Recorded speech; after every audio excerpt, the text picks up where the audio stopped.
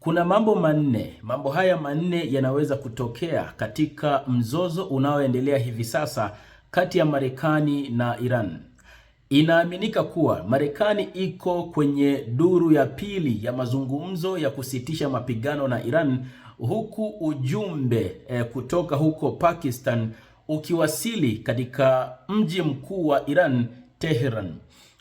Usitishaji wa mapigano ambao umedumu kwa wiki mbili bado upo baada ya zaidi ya saa 20 za mazungumzo kati ya Marekani na Iran yaliyoandaliwa na Pakistan, ambayo yalimalizika siku ya Jumapili bila maendeleo yoyote. Baada ya kushindwa kwa mazungumzo ya awali, Rais wa Marekani Mr. Donald Trump alitangaza kile alichokiita mkakati mpya dhidi ya Iran wa kuzizuia meli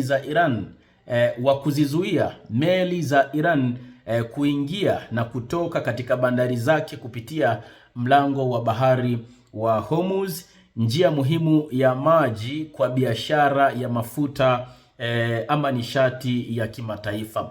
Sasa tutakwenda kuangazia ama kutazama mambo manne muhimu ambayo yanaweza kutokea katika mzozo unaoendelea hivi sasa kati ya Marekani na Iran. Achana na ule mzozo ambao ulianza mara ya kwanza. Hapa tunazungumzia mzozo ambao upo hivi sasa kati ya Marekani na Iran. Unafahamu ya kwamba kwa sasa kunao mvutano mkubwa sana unaoendelea huko Mashariki ya Kati, hasa katika mlango wa bahari wa Hormuz, ambapo vuta ni kuvute zinazoendelea pale katika mlango wa bahari wa Hormuz zimesababisha ama zinaelekea kusababisha mataifa mengine pia kujiingiza katika mzozo kati ya Marekani na Iran, kwa sababu mlango huo wa bahari wa Hormuz ni sehemu muhimu sana kwa mataifa mbalimbali duniani, hasa mataifa makubwa. Hivi sasa tunapata kuona mdogo baadhi ya mataifa yakijiingiza katika mzozo huu kati ya Marekani na Iran, na chanzo kikuu ni mlango wa bahari wa Hormuz. Muda mchache uliopita tumetoka kukusogezea habari ama taarifa kuhusiana na China rasmi kujiingiza katika mgogoro huu kati ya Marekani na Iran, chanzo kikuu kikiwa ni mlango wa bahari wa Hormuz. Lakini pia kunazo taarifa ambazo tutazileta kwako baadaye, ambazo zinaeleza kwamba mataifa yote makubwa pamoja na yale mataifa ya kati na mengine madogo yanaenda kukutana sasa rasmi kwa ajili ya kuungana na kuanza kujadili namna ya kuweza kuhakikisha kwamba mlango huo wa bahari wa Hormuz unaendelea kuleta tija ama unaendelea kutengeneza mazingira bora na salama kwa mataifa, kwa sababu hivi sasa unafahamu ya kwamba mlango huo bado una kashikashi. Sasa katika jambo hilo kunao baadhi ya watu ama naweza kusema wachambuzi na wataalamu wa masuala mbalimbali wamedai kuwa kuungana kwa nchi hizi kwa lengo la kujadili ili kuhakikisha kwamba mlango huo wa bahari wa Hormuz unakuwa salama, unakuwa wazi, unakuwa huru kwa lengo la kutengeneza usawa na hali nzuri kwa mataifa haya, ni kwamba mchakato huu wa kukutana ama mataifa haya kuungana kwa ajili ya kujadili jambo hilo inaweza kuwa ni sehemu ya mataifa haya kuungana kwa ajili ya kumdefeat Marekani. Yaani inaweza kuwa ni sehemu ya mataifa haya kuungana kwa lengo la kupambana na Marekani, kwa sababu kashikashi zote hizo ambazo zinaendelea huko katika mlango wa bahari wa Hormuz, chanzo kikuu ni Marekani. Sasa hiyo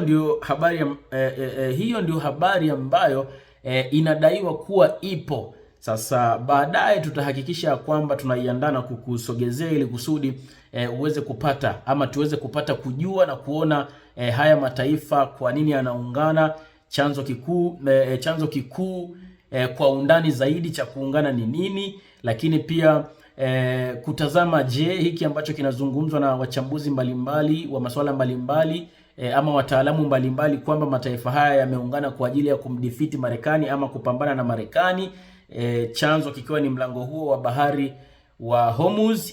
Tutahakikisha kwamba habari hiyo hatuiachi, nawe mpenzi mtazamaji na mfuatiliaji wetu unapata kuijua na kuifahamu. Sasa tuanze na jambo la kwanza. Jambo la kwanza ambalo linaweza likasababisha ama linaweza kutokea katika mzozo huu kati ya Marekani na Iran ni kurudi vitani. Siku ya tarehe 8 ya mwezi wa 4 mwaka huu wa 2026, Iran na Marekani zilikubaliana kusitisha mapigano kwa wiki 2 baada ya majuma kadhaa ya mapigano.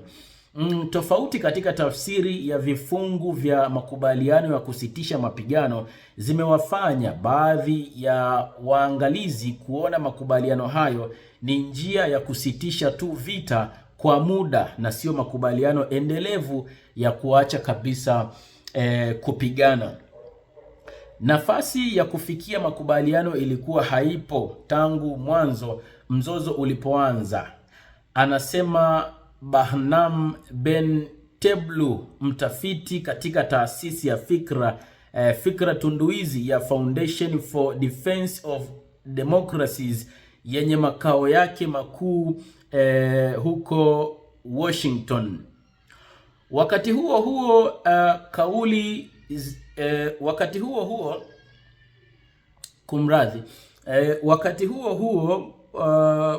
kauli zinazokinzana kutoka kwa maafisa wa pande zote mbili zimezidisha hali hiyo kuwa mbaya zaidi. Ingawa maafisa wa Jamhuri ya Kiislamu wanazungumzia ukiukwaji wa mara kwa mara wa mpango wa kusitisha mapigano, Marekani na Israel hazitoi maelezo mengi kuhusu ahadi zao.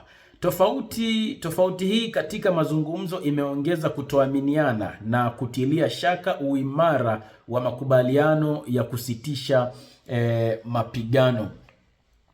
Ikiwa juhudi za kurudi kwenye meza ya mazungumzo hazitaleta matokeo chanya, usitishwaji huu wa mapigano utakuwa tu ni njia ya kupumzika, kuruhusu pande hizo kupona, kujipanga upya, kutathmini upya nafasi zao na kujiandaa kwa awamu inayofuata ya vita. Bado tumo katika uchambuzi wa kipengele cha kwanza ama jambo la kwanza ambalo linaweza kupelekea jambo la kwanza miongoni mwa mambo manne kama ambavyo nimekuambia ambayo yanaweza kutokea katika mzozo huu kati ya Marekani na Iran. Marekani inaweza kuanza kushambulia miundombinu muhimu kama vile mitambo ya umeme, madaraja au vifaa vya nishati na Iran itajibu mashambulizi haya. Wakati huo Israel inaweza kutumia mbinu ya mauaji ya watu mashuhuri. Hamid Reza Aziz, mtafiti juu ya mahusiano ya kimataifa, anasema Israel inaweza kutekeleza mauaji ya watu binafsi na watu mashuhuri wa Iran, wakiwemo wale waliohusika katika mazungumzo hayo. Anasema sera inayotangazwa ya Donald Trump ya kuziba mlango wa bahari wa Hormuz inaongeza hatari ya makabiliano hata kama pande hizo hazikusudii. Kurudi vitani kutaleta athari za kiuchumi na kusababisha mzozo mpana wa kikanda na shinikizo la kiuchumi duniani kufanya hali iwe ngumu zaidi. Jambo la pili hapa ni mashambulizi ya wastani. Jambo hili ni jambo jingine ambalo pia linaweza kutokea,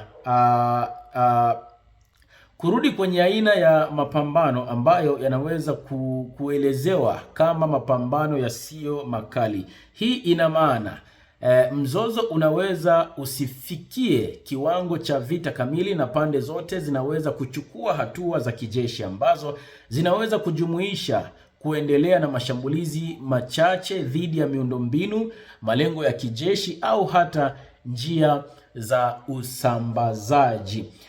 Kuongezeka kwa shughuli za makundi yanayounga mkono Iran nchini Iraq au bahari ya Shamu kunaweza kupanua wigo wa kijiografia wa mzozo huo.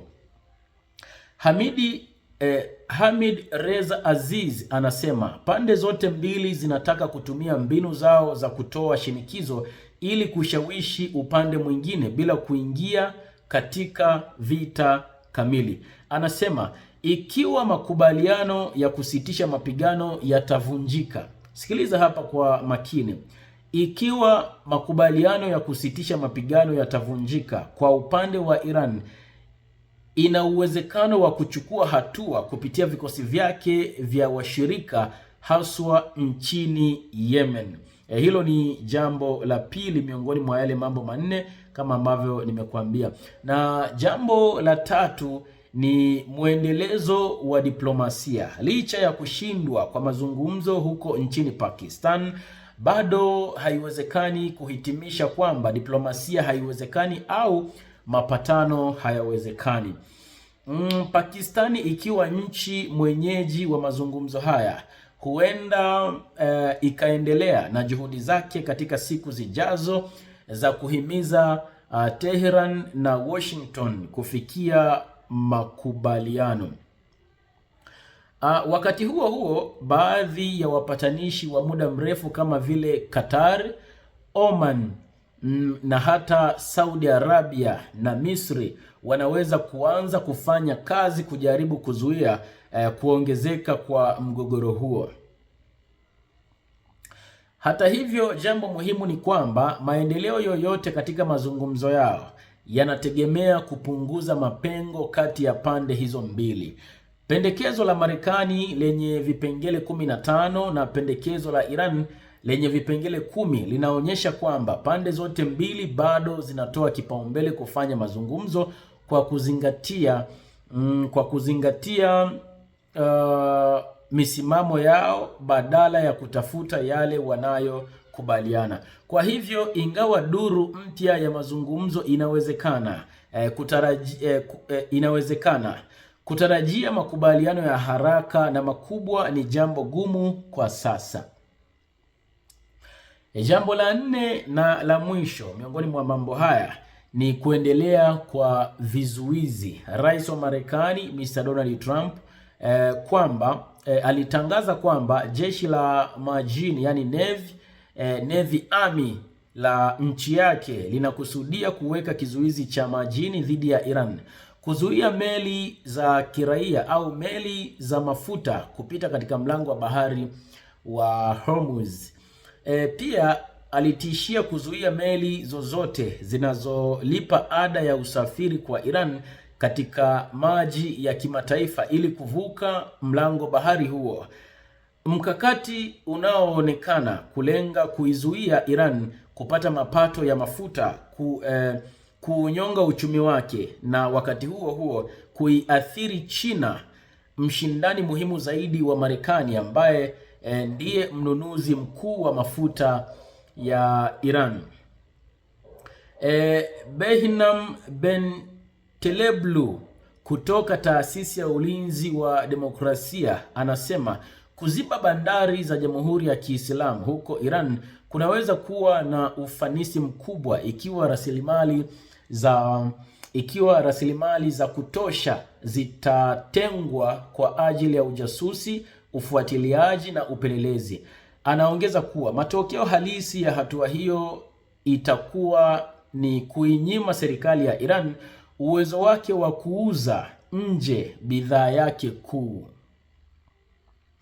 Lakini wachambuzi wengine wanasema kuna gharama kubwa kwa Marekani kutekeleza mpango huo na kuviweka vikosi vyake vya kijeshi karibu na Iran, na kutavifanya iwe katika hatari zaidi ya kushambuliwa. Zaidi ya hayo, ili ili mpango huo uwe na ufanisi, vikosi vya majini vitalazimika kuendelea kuwepo karibu na mipaka ya Iran kwa muda mrefu, jambo ambalo lina gharama kubwa sana. Kuendelea na sera kama hiyo kunaweza pia kusababisha bei ya juu ya mafuta na nishati duniani, huku uwezekano mkubwa wa Houthi kuingilia kati kuvuruga mlango wa Bab al-Mandab na kuongeza bei ya mafuta zaidi. Bila shaka inaonekana kwamba Iran na Marekani zimeingia katika awamu ambayo vita ya mazungumzo yanaendelea kwa wakati mmoja, huku pande zote mbili zikiendelea kutegemea jeshi, huku njia za kidiplomasia zikiwa wazi kwa kiasi fulani. Ni kiasi kidogo sana.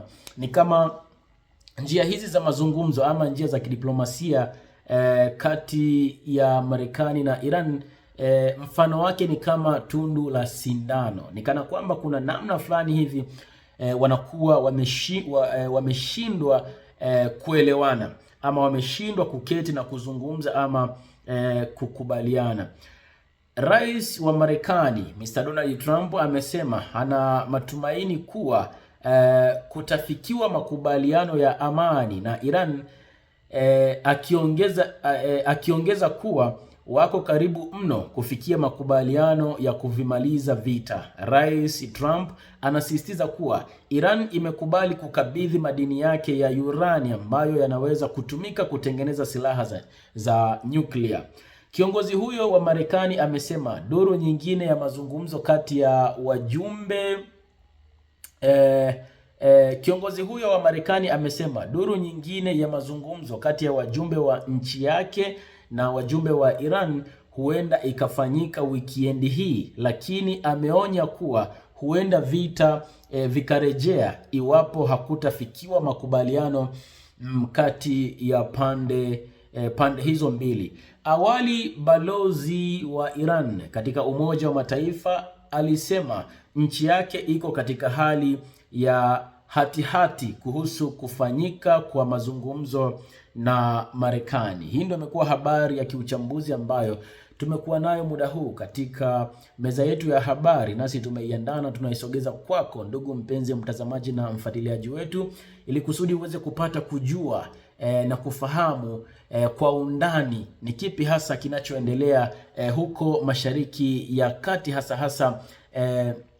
hasa kwenye mzozo huu ambao upo hivi sasa kati ya Marekani na Irani. Kuhusiana na habari hii, wewe ni upi mtazamo wako na ni yapi maoni yako? Share mtazamo wako na maoni yako nasi hapo chini kwenye upande wa comment. Asante sana kwa kuwa nami kuanzia mwanzo hadi mwisho wa habari hii. Tukutane tena katika habari nyingine.